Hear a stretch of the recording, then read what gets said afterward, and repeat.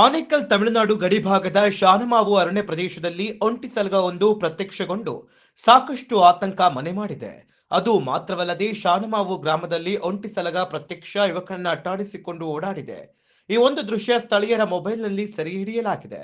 ಇನ್ನು ಯುವಕನನ್ನ ಅಟ್ಟಾಡಿಸಿಕೊಂಡು ಬರ್ತಾ ಇರುವ ಒಂಟಿ ಸಲಗ ಗ್ರಾಮದಲ್ಲಿ ಕಾಣಿಸಿಕೊಂಡಿದ್ದು ಗ್ರಾಮಸ್ಥರು ಓಡಾಡಲು ಭಯಪಡುವಂತಹ ಪರಿಸ್ಥಿತಿ ಎದುರಾಗಿದೆ. ಇನ್ನು ಅರಣ್ಯ ಅಧಿಕಾರಿಗಳು ಕಾಡಾನೆಯನ್ನ ಅರಣ್ಯ ಪ್ರದೇಶಕ್ಕೆ ಓಡಿಸಲು ಹರಸಾಹಸ ಪಡುವ ಸ್ಥಿತಿ ಎದುರಾಗಿತ್ತು.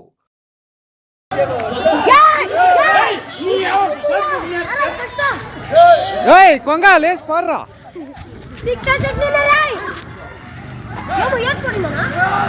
Aad podi.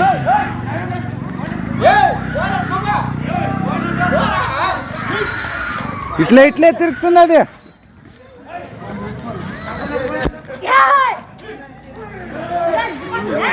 చూడరా అది, చూడరా.